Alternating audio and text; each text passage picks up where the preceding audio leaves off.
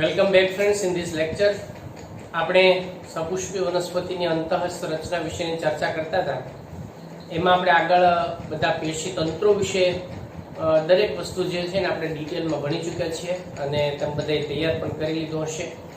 હવે એના પછી આપણે આ ચેપ્ટરની અંદર વનસ્પતિની અંતઃસ્થ રચના, ખાસ કરીને એકદળી વનસ્પતિ અને દ્વિદળી વનસ્પતિની અંતઃસ્થ રચનામાં જુદા જુદા ભાગોની અંદર કયા પ્રકારની લાક્ષણિકતાઓ જોવા મળતી હોય છે, ખાસ કરીને મૂળ, પ્રકાંડ અને પર્ણ, આ ત્રણેય ભાગો વિશેની આપણે એકદળી અને દ્વિદળી વનસ્પતિની અંતઃસ્થ રચના વિશેની હવે એમાં ચર્ચા કરીએ.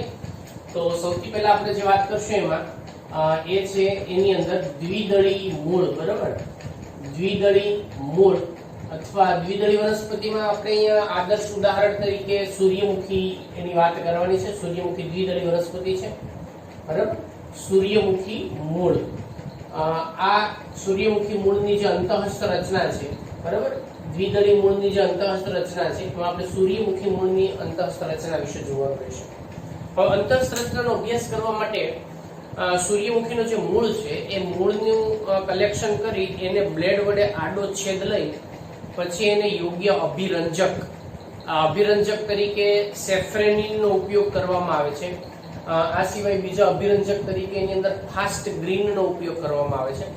તો સેફ્રેનિનની મદદ વડે એને અભિરંજિત કરી, બરાબર, અને પછી એને માઇક્રોસ્કોપમાં આપણે મૂકવામાં આવે અને પછી કઈ પ્રકારની રચના જોવા મળતી હોય છે તો એના વિશે આપણે એમાં વાત કરીએ.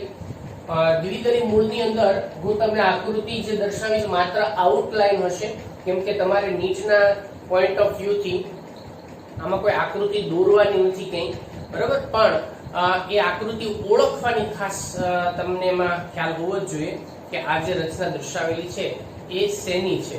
તો એના માટે આપણે જોશું કે કઈ કઈ પ્રકારની વનસ્પતિની અંતઃસ્થ રચનાની અંદર શું વિવિધતા જોવા મળતી હોય છે, બરાબર, એના આધારે તમારે ઓળખવાની છે. તો સૌથી પહેલા એની બહારના ભાગે છે ને એની અંદર આપણને અધિસ્તરની રચના આવેલી જોવા મળતી હોય છે. સૌથી બહારના ભાગે એમાં સૌથી પહેલા તો અધિસ્તર આવેલું હોય છે. એટલે આ અધિસ્તર, બરાબર, અધિસ્તર જે છે એને આપણે મૂલાધિસ્તર તરીકે ઓળખવામાં આવે છે. અધિસ્તરના કોષો એ મૃદુતક પ્રકારના કોષો હોય.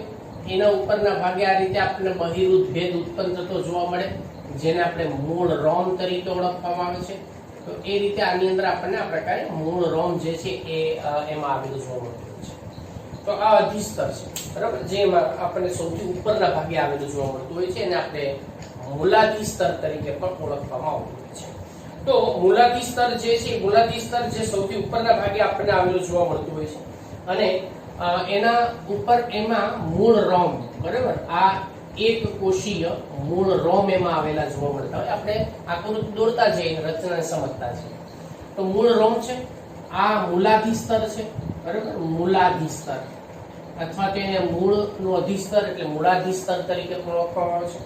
તો હવે મૂળાધિસ્તર એટલે કે અધિસ્તરની નીચે ઘણો ખરો ભાગ જે છે એમાંનો, બરાબર, એ આપણને બાહ્યકનો જોવા મળતો હોય છે. એમાંનો ઘણો ખરો ભાગ જે છે એ બાહ્યકનો જોવા મળતો હોય છે અને આ બધો જે ભાગ છે એમાં બાહ્યકના કોષો આવેલા હોય છે. બાહ્યક એ મૃદુતકીય પ્રકારના કોષોનું સામાન્ય રીતે બનેલો જોવા મળતો હોય છે, બરાબર. મૃદુતક કોષો એમાં બાહ્યકના કોષો મૃદુતકીય કોષો છે જે આપણને આંતરકોષીય અવકાશયુક્ત પાતળી દિવાલ ધરાવતા જોવા મળતા હોય, બરાબર. આ રીતે એમાં વચ્ચે વચ્ચે અવકાશ પણ આવેલો હોય છે. તો એ મૃદુતકીય કોષો અને આ પ્રકારે એની અંદર આપણને એની જે કોષોની જે ગોઠવણી છે એ છૂટી છવાઈ એટલે કે એમાં વચ્ચે અવકાશ આવેલો હોય એને આંતરકોષીય અવકાશ તરીકે ઓળખવામાં આવે છે. તો આ પ્રકારે એમાં આપણને એમાં જે બાહ્યક, બરાબર, એ બાહ્યકની રચના આપણને જોવા મળતી હોય છે. મોટા ભાગે બાહ્યક જે છે એ સામાન્ય રીતે મૃદુતક કોષોનું જ બનેલું હોય છે.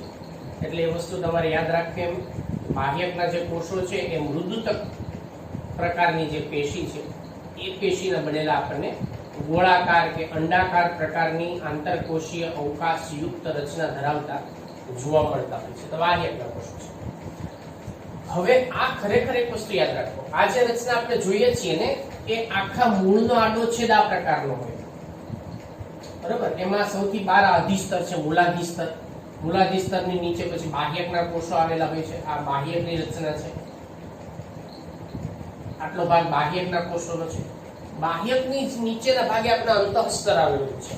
બરાબર, બાહ્યકની નીચે આપણને અંતઃસ્તર જે છે અંતઃસ્તરેમાં આવેલું જોવા મળતું હોય છે. તો બાહ્યકની નીચે હવે આ જે રચના છે આખી અહીંયા એ અંતઃસ્તરની છે.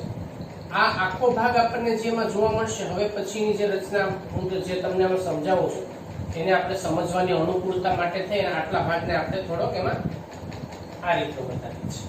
એટલે આ વચ્ચેનો ભાગ છે, બરાબર, આ વચ્ચેનો ભાગ છે, મધ્યરંભ તરીકે ઓળખવામાં આવે છે. તો એમાં આપણને અંતઃસ્તરની રચના આવેલી જોવા મળે છે. અંતઃસ્તરના કોષો જે એકબીજા સાથે ગાઢ રીતે ગોઠવાયેલા જોવા મળતા હોય છે. અંતઃસ્તર આ રીતે.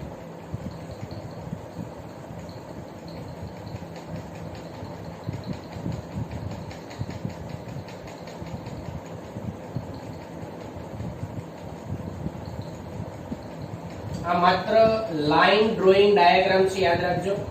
લાઈન ડ્રોઈંગ ડાયાગ્રામ એટલે કે માત્ર આપણે એને સમજવા માટે જે આકૃતિ સામાન્ય રીતે દોરી એને લાઈન ડ્રોઈંગ ડાયાગ્રામ કહેવાય. તો આ રીતે અંતઃસ્તર એક સ્તરીય અને પીપ આકારના કોષોનું બનેલું આપણને જોવા મળતું હોય છે. એની અંદરના ભાગે આપણને એમાં કાસ્પેરિયન પટ્ટિકા જે છે એ કાસ્પેરિયન પટ્ટિકા પણ એમાં આવેલી જોવા મળતી હોય. બરાબર, એટલે અહીંયા કાસ્પેરિયન પટ્ટિકાનું સ્થૂલન પણ આપણને થયેલું જોવા મળતું હોય. આ કાસ્પેરિયન પટ્ટિકા છે વચ્ચેના ભાગે, ધારો કે બધી હું અહીંયા જે દર્શાવું છું એની કાસ્પેરિયન પટ્ટિકા છે. આ બધા ભાગની અંદર આપણે કાસ્પેરિયન પટ્ટિકા જે છે એનું આ રીતે દર્શાવું છું. ધારો ચાલો, આ કાસ્પેરિયન પટ્ટિકાની રચના થઈને કોષોમાં આવેલી આપણને. હવે એના નીચેના ભાગમાં આ જે સ્તર છે આ બાહ્યક છે, આને બાહ્યક કહેશો, બરાબર, બાહ્યક. આ છે અંતઃસ્તર. બાહ્યકની નીચે શું હોય? અંતઃસ્તર. એ મેં હમણાં કીધું અંતઃસ્તરના કોષો ગીચોગીચ ગોઠવાયેલા પીપ આકાર, ટીપણા આકારના, પીપ આકારના, બેરલ શેપ, બરાબર. તો પીપ આકારના એક સ્તરીય રચના જે છે એની અંદર આપણને જોવા મળે છે. બીજું, અહીંયા એની અંદર આપણને કાસ્પેરિયન પટ્ટિકા આવેલી હોય છે. કઈ પટ્ટિકા? કાસ્પેરિયન પટ્ટિકા. આ કાસ્પેરિયન પટ્ટિકા જે છે એ એની અંદર પટ્ટી સ્વરૂપની રચના એના કોષોમાં આવેલી જોવા મળતી હોય છે. અને જેમાં આપણને સુબેરીનનું સ્થૂલન, કાસ્પેરિયન પટ્ટિકામાં સુબેરીન, બરાબર, એ સુબેરીનનું સ્થૂલન એમાં જોવા મળતું હોય છે. જેમાં કાસ્પેરિયન પટ્ટિકામાં, જેથી પાણી માટે અપ્રવેશિત બની જાય પણ પાણી છતાંય મૂળ દ્વારા એમાં વહન પામતું જોવા મળતું હોય છે. ચલો, આ થઈ કાસ્પેરિયન પટ્ટિકા. અંતઃસ્તર સાથે આપણને અંતઃસ્તરમાં કાસ્પેરિયન પટ્ટિકા જે છે આવેલી જોવા મળતી હોય છે.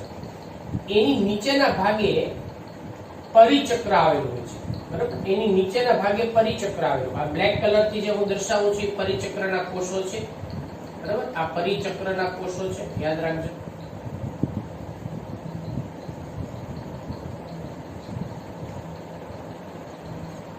આ પરિચક્ર છે. આપણે આ રીતે દર્શાવીએ. મેં આ લાઈન ડ્રોઈંગ ડાયાગ્રામ છે, સમજો ખાસ, બરાબર. માત્ર સમજૂતી માટે આપણે એના કોષોનો આકાર આપણે આપીએ છીએ. બાકી મૃદુતકીય પ્રકારના જ કોષો છે. પરિચક્ર જે છે એ આની અંદર મૂળમાં મૃદુતક કોષોનું બનેલું હોય છે, જ્યારે પ્રકાંડની અંદર એ આપણને દ્રઢોતક પેશીનું બનેલું હોય છે. તો આ છે પરિચક્ર. તો પરિચક્ર એ મૃદુતક કોષોનું બનેલું હોય છે, મૃદુતક કોષો યુક્ત, બરાબર. આ પરિચક્ર. તો આ રીતે એમાં અંતઃસ્તર, કાસ્પેરિયન પટ્ટિકા, પછી એના પછી પરિચક્ર આપણને જોવા મળતું હોય છે. હવે એના અંદરના ભાગે આપણને જલવાહક અને અનવાહક પેશીના જે કોષો છે એની ગોઠવણી એની અંદર આપણને થતી જોવા મળતી હોય છે. તો અહીંયા આ જલવાહક પેશીના જે કોષો છે હું એના વિશે વાત કરું છું, બરાબર. જલવાહક પેશીના કોષો, આ જલવાહક, અહીંયા પણ જલવાહક, આ પણ જલવાહક પેશીના કોષો છે.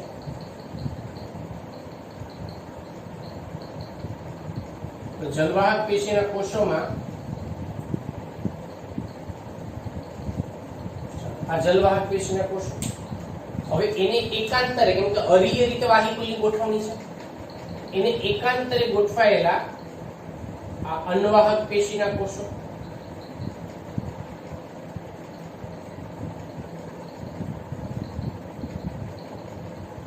બરાબર. આ અનવાહક પેશીના કોષો જેને એકાંતરે આપણને ગોઠવાયેલા જોવા મળતા હોય છે.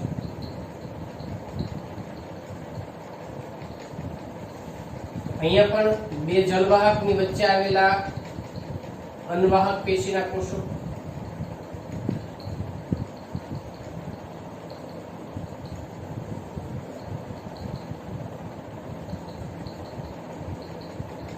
અહીંયા પણ બે જલવાહક પેશીની વચ્ચે આવેલા અનવાહક પેશીના કોષો. જલવાહક અને અનવાહક એકબીજાને એકાંતરે ગોઠવાયેલા હોય છે. આને આપણે અરિયવાહી કુલ તરીકે ઓળખી શકાય. આના વિશે ઓલરેડી આપણે આગળ વાત કરી ચૂકી છીએ. બરાબર. હવે આની અંદર જે નાના સમૂહ છે, અહીંયા નાના આવેલા અને 12મી દિશામાં આવેલા, આ છે આદિદાર. આદિદાર. આ જે મોટા કદના છે એ છે અનુદાર. અને આદિદારુ અને અનુદારુ એ બેની સંયુક્ત રચના એટલે આપણે એને જલવાહક પેશી કહીએ છીએ. જલવાહક પેશી. અને આ જે છે એ છે અન્નવાહક પેશી. બરાબર, અન્નવાહક પેશી. જલવાહક અને અન્નવાહક પેશીની વચ્ચે આપણને આ બધા જે ભાગ છે એની અંદર જલવાહક અન્નવાહક પેશીને જોડતે મૃદુ તકીય કોષોની રચના હોય ને અહીંયા બધા મજ્જા આવેલી હોય છે. મજ્જા અથવા ગર પ્રકાંડની અંદર વચ્ચેના ભાગે મૃદુ તકીય કોષોનો જે બનેલી રચના છે આખી એને મજ્જા તરીકે ઓળખવામાં આવે છે. બાકી જલવાહક અને અન્નવાહક પેશીની વચ્ચેના ભાગમાં આવા કોષોનો સમૂહ આવેલો હોય છે. બધામાં હોય, હું થોડો વખત ભાગની અંદર દર્શાવું છું એટલે તમને એનો આઈડિયા આવી જાય. બાકી આ બધામાં એવું જ પ્રકારની દર્શાવે છે. તો આ વચ્ચેનો જે ભાગ છે ને એને મજ્જા કહેવાય. મજ્જા એને ગર તરીકે પણ ઓળખવામાં આવે છે. મૃદુ તકીય કોષો છે. અને જલવાહક અને અન્નવાહક પેશીની વચ્ચેનો જે ભાગ છે આ ભાગ છે, બરાબર, એને સંયોગી પેશી તરીકે જોડાણ કરતો હોય છે. બંને વચ્ચેનું એક જોડાણ એટલે એને સંયોગી પેશી કહેવામાં આવે છે. એ સંયોગી પેશી છે. તો આ રીતે એની અંદર એક વિશિષ્ટતા છે. હવે તમે જુઓ, મેં તમને કીધું તો આગળ કે ભાઈ એમાં મધ્યરંભના પ્રકાર જે છે કઈ પ્રકારે હોય. મધ્યરંભ પહેલા તો એ સમજીએ આપણે કે મધ્યરંભ કોને કહેવાય. મધ્યરંભ એટલે શું? મધ્યરંભ એટલે કે યાદ રાખો, અંતઃસ્તરની નીચેના બધા જ ભાગ એટલે કે મધ્યરંભ એટલે કે પરિચક્ર પ્લસ વાહિકુલ, બરાબર, પ્લસ મજ્જા, આ ત્રણે ત્રણ ભેગા મળે ને, બરાબર, એને શું કહેશું આપણે? એના સંયુક્ત સમૂહને મધ્યરંભ તરીકે ઓળખવામાં આવે છે. મધ્યરંભ આની અંદર 1 2 3 4 જલવાહક, 1 2 3 4 અનુવાહક છે, બરાબર ને? 4 4 ના સમૂહમાં આપણને જોવા મળતું હોય છે. તો આ પ્રકારનો જે મધ્યરંભની અંદર આપણને અરિય ગોઠવણી જોવા મળે છે. એટલે એમાં અરિય પ્રકારના વાહિકુલ આવેલા હોય છે. વાહિકુલ, અરિય વાહિકુલ અને ચતુઃસૂત્રી 1 2 3 4 ના સમૂહમાં છે. અને ચતુઃસૂત્રી, બરાબર, ચતુઃસૂત્રી આપણે આગળ ભણી ચૂક્યા છીએ. તો આ પ્રકારની લાક્ષણિકતા જે છે એ આપણને એની અંદર જોવા મળતી હોય છે. બીજી વસ્તુ ખાસ કે આની અંદર આપણને દ્વિતીય વૃદ્ધિ પણ થતી જોવા મળે છે. દ્વિદળી વનસ્પતિમાં દ્વિતીય વૃદ્ધિ થાય. દ્વિદળી મૂળમાં દ્વિતીય વૃદ્ધિ થાય, એકદળી મૂળમાં ન થાય, બરાબર. તો અહીંયા એમાં એધા ક્યાં ઉત્પન્ન થાય? તો કે જલવાહક અને અન્નવાહકની વચ્ચે એધા ઉત્પન્ન થાય છે. અહીંયા સંયોગી પેશી જ્યાં છે ને એ બધા ભાગમાં એધા ઉત્પન્ન થાય છે. એટલે જો એમાં એધાનું નિર્માણ થાય, બરાબર, જો એમાં એધાનું નિર્માણ થાય તો પછી આપણે એને દ્વિતીય વૃદ્ધિ તરીકે ઓળખવામાં આવે છે. તો એમાં દ્વિતીય વૃદ્ધિ થાય. મૂળમાં દ્વિતીય વૃદ્ધિ દ્વિદળી વનસ્પતિમાં શક્ય છે, એકદળી વનસ્પતિમાં થતી જોવા મળતી નથી. બરાબર, ખ્યાલ આવી ગયો? તો ખાસ આમાં સૌથી અગત્યની વસ્તુ જે છે એ બાબત તમારે બાળકો આટલી યાદ રાખવી ખાસ જરૂરી છે. અગત્યની દ્રષ્ટિએ આ બાબત જે છે એ મોસ્ટ આઈમ્પી છે, બરાબર. અહીંયા આપણે જે વાત કરી છે એ બધી અલગ અલગ પ્રકારના ભાગો થયા. આ એની અંદર ધારો કે અંતઃસ્તર છે, પરિચક્ર છે, અહીંયા જલવાહક પેશીના ઘટકો છે, બરાબર. એની વચ્ચે વચ્ચે અન્નવાહક પેશીના ઘટકો છે અહીંયા.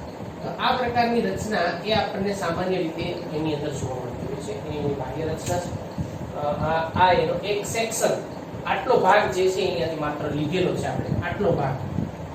આટલો ભાગ લઈ અને પછી આખી રચના આટલી સમજીની છે. આટલી રચના અહીંયા એનલાર્જ કરી છે. આ આખો ભાગ આમ કન્ટિન્યુઅસ છે સામાન્ય, બરાબર, ચારે બાજુ આખો ભાગ. આ એનો વચ્ચેનો ભાગ છે અને આ યાદ રાખજો ખાસ મધ્યરંભ એની અંદર અરીય પ્રકારના વાહિકુંભ અને ચતુસૂત્રી પ્રકારનો આપણને એમાં જોવા મળે. બીજી વાત કરીએ કે અંતરારંભી છે કે બહિરારંભી છે. મધ્યરંભ કયા પ્રકારનો છે? મેં તમને કીધું તો યાદ કરજો કે જ્યારે આપણને જો અનુદારું જે છે એ મજ્જા તરફ અને આદિદારું એના પરિઘ તરફ હોય તો એને બહિરારંભી પ્રકારનો મધ્યરંભ કહેવાય. કેવો? બહિરારંભી. તો આ બહિરારંભી પ્રકારનો મધ્યરંભ છે. આ બધા મોસ્ટ આઈએમપી બાબતો છે, યાદ રાખજો નીચની અંદર ખાસ ઓબ્જેક્ટિવ પ્રશ્નની દ્રષ્ટિએ. તો દ્વિદળી મૂળ, સૂર્યમુખી મૂળ એમાં મધ્યરંભ બહિરારંભી પ્રકારનો છે. અરીય પ્રકારના વાહિકુંજ છે, ચતુસૂત્રી રચના ધરાવે છે અને એમાં દ્વિતીય વૃદ્ધિ જોવા મળતી છે. ક્લિયર એટલું? તો આ જે વાત થઈ આપણે એ દ્વિદળી મૂળની અંદરની જે રચના જોવા મળે છે, બરાબર, એના વિશેની આપણે એમાં ચર્ચા. હવે હું આમાં ને આમાં જ તમને એક દળી મૂળની રચના સમજાવું જેથી કરીને તમને એક દળી અને દ્વિદળી વચ્ચેનો સ્પષ્ટ તફાવત ખ્યાલ આવે છે. બરાબર, ચલો હવે એમાં આપણે સમજીએ એક દળી મૂળની જે રચના છે કઈ પ્રકારની. દ્વિદળી મૂળમાં આટલી બાબત યાદ રાખજો ખાસ. હવે એક દળી મૂળની જે રચના છે એના વિશેની આપણે એમાં વાત કરીએ તો આટલો જ ભાગ આપણે એમાં ખાસ બદલવાનો રહેશે. બાકીની એક દળી મૂળની જે રચના છે એ આમાં ઘણી ખરી એને મળતી જ આવતી હોય છે. બરાબર, એમાં આપણે મકાઈ મૂળ જે છે એના વિશેની વાત કરશું. આપણે આને કાઢી નાખીએ અહીંયાથી. તો હવે એમાં આપણે એક દળી મૂળ વિશેની વાત કરીએ. એક દળી મૂળ,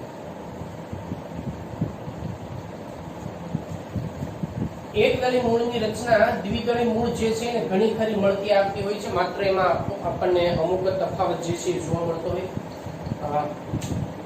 બરાબર, એ તફાવત આપણે ખાસ સમજવો છે એટલે તમને ખ્યાલ આવી જાય એક દળી દ્વિદળી મૂળ વચ્ચેનો તફાવત. હવે એક દળી મૂળ, એક દળી મૂળની અંતઃરચનામાં આપણે મકાઈ મૂળ વિશેની વાત કરશું. મકાઈ એક દળી વનસ્પતિ છે જેની અંદર આપણે એક દળી મૂળ વિશે વાત કરશું. આગળ મેં તમને કીધું તો એમ કે એમાં આપણને મૂળ રોમ જોવા મળે છે. સેમ મૂળ રોમનું કાર્ય છે તેના શોષણ સપાટીમાં વધારો કરવાનું. અધિસ્તર અને મૂલાધિસ્તર, પછી બાહ્યકના કોષો તો એમાં પણ આવેલા જ આપણને એમાં પણ જોવા મળતા જ હોય છે. બરાબર, બાહ્યક પછી એમાં અંતઃસ્તરની જે રચના છે એ પણ આપણને અંતઃસ્તર જે છે એ આપણને એમાં આવેલું જોવા મળતું હોય છે. તો હું અંતઃસ્તરથી શરૂઆત કરું ફરી વખત. આપણે આમ તો બધું એક રાખ્યો તો ચાલે, માત્ર વાહિકુલમાં જ આપણને ફેરફાર જોવા મળતો હતો.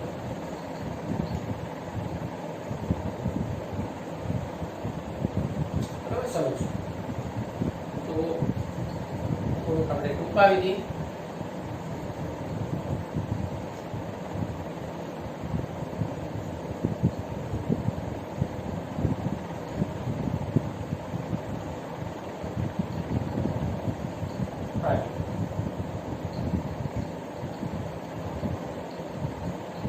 બાહ્યકના કોષો છે. આ છે અંતઃસ્તર. સેમ એજ રચના જે આપણે આગળ ઓલરેડી વાત કરી ચૂક્યા છીએ. અંતઃસ્તર, બરાબર, એ પણ એની અંદર પણ આપણે કાસ્પેરિયન પટ્ટિકાની વાત પણ આપણે ઓલરેડી આગળ કરી ચૂક્યા છે. અંતઃસ્તર એક સ્તરીય પીપ આકારના કોષો ધરાવતો, બરાબર, પીપ આકારના કોષો ધરાવતી એની વચ્ચે આપણને કાસ્પેરિયન પટ્ટિકા જે છે એનું સ્ફુરણ જે છે એ પણ જોવા મળતું હોય છે. જેમાં સુબેરિન કાસ્પેરિયન પટ્ટિકામાં આપણને આવેલ જોવા મળે. તો અહીંયા આ થયું અંતઃસ્તર. અંતઃસ્તર પછી એમાં પરિચક્રના કોષો આવેલા હોય. બધું એક જ વસ્તુ છે, માત્ર અંદરની રચના જે છે એ જ મધ્યરંધની જ બદલશે. તો એમાં પરિચક્ર, આ માત્ર એક આપણી લાઈન ડ્રોઈંગ જ ડાયાગ્રામ છે. સમજો ખાસ, સમજવાની અનુકૂળતા માટે હું માત્ર એની લાઈન ડ્રોઈંગ ડાયાગ્રામ બતાવું છું તમને. બાકી રચના તમને આપેલી જ છે. આ માત્ર યાદ રાખવાનું છે તફાવતની દ્રષ્ટિએ. બરાબર, તો આ છે પરિચક્ર. ચાલો હવે એમાં જલવાહક અને અનવાહક પેશીના જે કોષોનો જે સમૂહો છે ને એ આપણને સામાન્ય રીતે 4 કરતા વધારે હોય છે. બરાબર, આપણે એક દળી અને દ્વિદળીમાં મુખ્ય તફાવત સમજો અહીંયાથી શરૂ થાય છે. હવે એની અંદર શું હોય કે જલવાહક પેશીના અને અનવાહક પેશીના જે ઘટકો છે, બરાબર, એ વધારે 4 કરતા વધારે સંખ્યામાં હોય. 1 2 3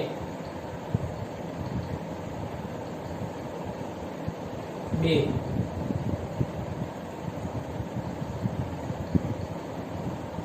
3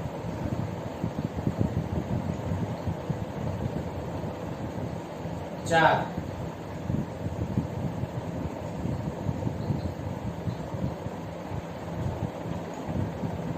5 6 7 8 બરાબર. તો સામાન્ય રીતે એની જે સંખ્યા છે એ આપણને 4 કરતા વધારે હોય એટલે તમને આઈડિયા આવી ગયો છે. હું હવે માત્ર અણવાહક પેશીના જે ઘટકો છે ને આ રીતે દર્શાવી દઉં છું. આ અણવાહક સમજો. અણવાહક, અણવાહક, અણવાહક, અણવાહક, આપણા અણવાહક, અણવાહક અને આ અણવાહક. બરાબર. તો આ છે અણવાહક. અણવાહક આ સમજવાની અનુકૂળતા માટે થઈને અણવાહક પેશીના ઘટકોને આપણે આ રીતે અહીંયા દર્શાવી દઈએ છીએ. તો જલવાહક અને અણવાહક એકાંતરે ગોઠવાયેલા હોય તેનો અર્થ શું થયો? આપણે આગળ મેં તમને વાત કરી હતી કે આ હરીય પ્રકારની ગોઠવણી છે. તો એમાં વાહીપુલ, બરાબર, વાહીપુલ એટલે જલવાહક અને અણવાહકનો સમૂહ એ અરીય રીતે ગોઠવાયેલા, અરીય રીતે ગોઠવાયેલા, બરાબર. બીજું એમાં આપણને બહુસૂત્રીય, બહુસૂત્રીય, બરાબર, એટલે કે 4 કરતા વધારે જલવાહક અને અણવાહકના કોષો જે છે આપણને એમાં આવેલા જોવા મળે છે. તો આ જે છે એ બધા જલવાહક પેશીના કોષો છે. જલવાહક જેમાં અનુદારું કેન્દ્ર તરફ અને આદિદારું, બરાબર, આ અનુદારું છે. મધ્યમાં મોટા અનુદારું, નાના આદિદારું. તો અનુદારું જે છે એ કઈ બાજુ છે ભાઈ? અનુદારું મજ્જા તરફ છે. વચ્ચેના ભાગે શું આવેલો છે? મજ્જા. બરાબર. આ બધામાં સંયોગી પેશીના જે કોષો છે એની રચના આપણને જોવા મળતી હોય છે. અહીંયા બધામાં મૃદુતકીય પ્રકારના જે કોષો ભેગા મળી અને મજ્જાનું નિર્માણ કરતા હોય છે. આ અવકાશ સામાન્ય રીતે આમાં થોડું પ્રમાણમાં વધારે હોય છે, કેમ કે આમાં દ્વિતીય વૃદ્ધિ જોવા મળતી નથી એટલા માટે. તો આ છે મજ્જા, બરાબર. આ છે એમાં આદિદારું, આ છે અનુદારું. ભેગા મળે એટલે શું બનશે? જલવાહક. અને આ છે અન્નવાહક પેશી, જલવાહક પેશી. તો હવે સમજો, આની અંદર આપણને જે વાત કરી એમ કે ભાઈ એનું જે આદિદારું કઈ તરફ છે? પરિઘ તરફ. અનુદારું મજ્જા કેન્દ્ર તરફ. તો આ પ્રકારની જે ગોઠવણી છે, બરાબર, આ પ્રકારનું જે ગોઠવણી છે વાહીકુલની, તેમાં મધ્યરંભ, મધ્યરંભ એટલે કોનો સમૂહ થયો? આપણે હમણાં કીધું તમને. મધ્યરંભ એટલે કે પરિચક્ર, એટલે કે અંતઃસ્તરની નીચેના બધા પ્લસ વાહીકુલ, બરાબર, પ્લસ મજ્જા. આને ત્રણેયના સમૂહ જે છે એને આપણે મધ્યરંભ કહીશું. મધ્યરંભ કયા પ્રકારનો થશે જુઓ તો યાદ કરો. હવે આદિદારુનું સ્થાન યાદ રાખવાનું, બરાબર, એક કોઈ પણ એકનું યાદ રાખવાનું.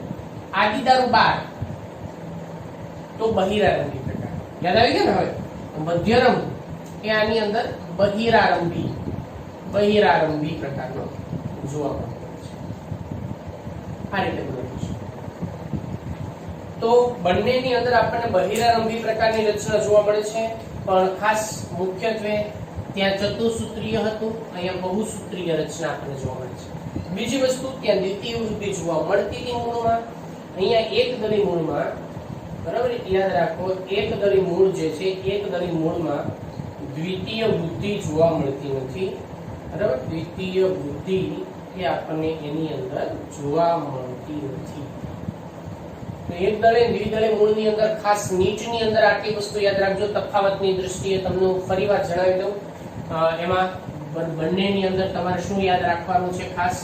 એમાં મૂળ રોમ હોય, મૂલાદિ સ્તર હોય, બાહ્યક હોય, અંતઃસ્તર. અંતઃસ્તરની અંદર ખાસ બંનેમાં યાદ રાખો કે અંતઃસ્તર જે છે એક સ્તરીય પીપ આકારના કોષોનું બનેલું, એમાં કાસ્પેરિયન પટ્ટિકા હોય, બરાબર, કાસ્પેરિયન પટ્ટિકા. એમાં આપણને સુબેરિનનું સ્થૂલન જોવા મળતું હોય છે, સુબેરિનનું સ્થૂલન. આ યાદ રાખવું તમારે. બીજું, દ્વિદળી મૂળની અંદર, દ્વિદળી મૂળ જે છે એ દ્વિદળી મૂળમાં, બરાબર, શું હોય, કયા પ્રકારનો, તો કે ભાઈ એમાં વાહિકુલ બંનેમાં હરીય રીતે જ ગોઠવાયેલા છે. ત્યાં ચતુઃસૂત્રીય પ્રકારનો જે એની ગોઠવણી, અહીંયા બહુસૂત્રીય ગોઠવણી જોવા મળે છે. એમાં પણ બહિરારંભી ગોઠવણી જોવા મળતી હોય છે, બહિરારંભી. આની અંદર પણ બહિરારંભી ગોઠવણી જોવા મળે. અહીંયા દ્વિતીય વૃદ્ધિ થાય મૂળમાં, બરાબર, દ્વિતીય વૃદ્ધિ થાય. અહીંયા દ્વિતીય વૃદ્ધિ એકદળી મૂળમાં થતી નથી. આટલી મુખ્ય બાબત જે છે તમારે એની અંદર યાદ રાખવાની. ક્લિયર? તો આ નીચની દ્રષ્ટિએ એકદળી દ્વિદળી મૂળ, એની અંદર શું લાક્ષણિકતા છે, એની અંતઃસંરચનામાં કઈ પ્રકારના આપણને બાબતો જોવા મળે, આ એના વિશેની વાત અહીં આપણે પૂર્ણ કરીએ છીએ. આગળ નેક્સ્ટ લેક્ચરમાં આપણે પ્રકાંડ વિશેની ચર્ચા કરીશું.